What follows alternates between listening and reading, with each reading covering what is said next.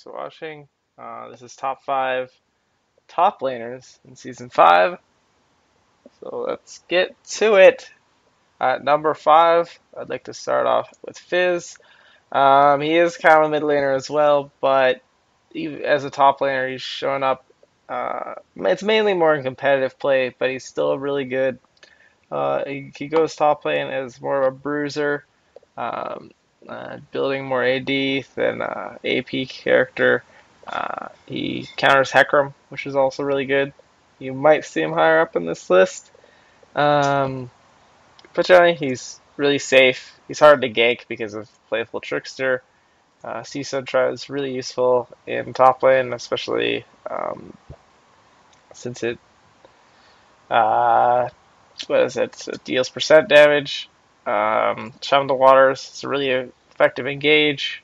Um, really bursty character as well. Merchant Strike is helps with mobility and damage as well. So overall, he's very high damage, very safe, and has good engage. So that's really good. And number 4, we're just talking about him, Hecarim. Hecarim, pretty good character. Very safe top laner. Um, Interesting, cannot is one of the characters that doesn't even need to run flash. Uh, because he has lots of movement speed to run away. He is an alt that works like a flash, but mainly it's for engage. But I guess if you want to be really safe, it's good.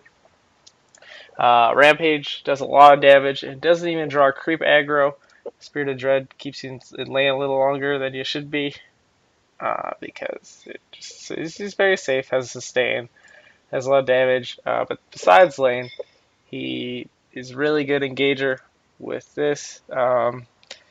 Really high damage, can just like melt their back line if he just dives in. Not to mention his with teleport home guard is a crazy ganking potential. Devastating charge is great with it. And yep, so that's it for that. And then moving on to number 3. Number 3, we have Rise. There you go. Rise, very strong top laner. They even nerfed him, and he's still pretty strong because the potential of Room Prison and his passive, where his spells get reduced based on casting spells. Uh, he has lots of engage, lots of damage. Very harassy top laner. Um, Desert Power gives him pushing potential and farm potential. He could be higher on this list in my opinion, but he takes a fair amount of like a little bit of skill. Like he's not that quite button mashy like people might think he could be, because Q is a skill shot, and you have to think about when to go off with your arcane mastery. But generally, if you get big, you can carry a game pretty easily.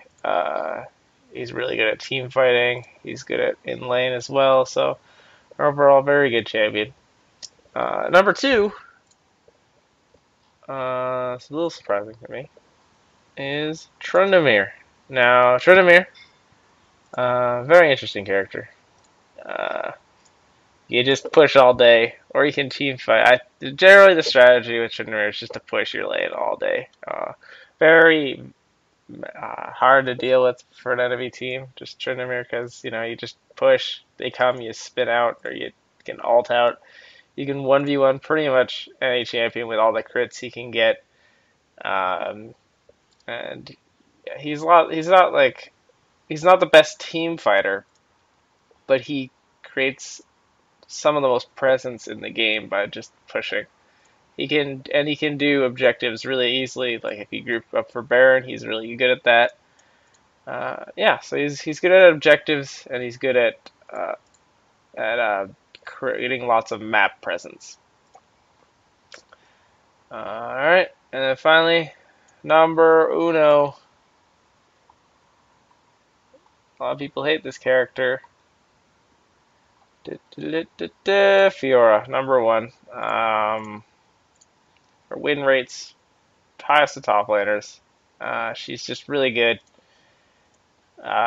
She's one of the best in lane, and she does a lot of damage.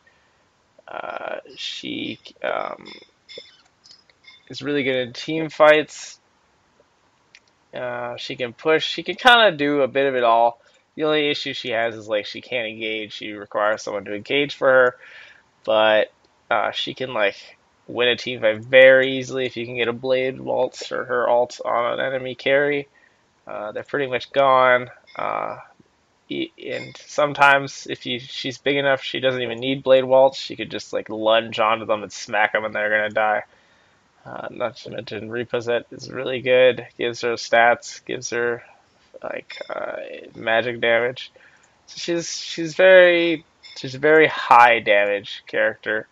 Um, like Tryndamere, she has a lot of presence, but she moves it into team fights instead of like pushing. So she's very high damage, very good carry potential. She's probably the biggest snowball champion in the top lane of anyone in this list. If she gets big, team fights are kind of over, unless you're facing like a really tanky team. But that's not always the case, especially if the tankiest person you're facing is the top laner, and if she can get ahead in that lane. So yeah, so that's it. Please like and subscribe. Leave any comments, questions, or requests in the comment section. Thanks for watching.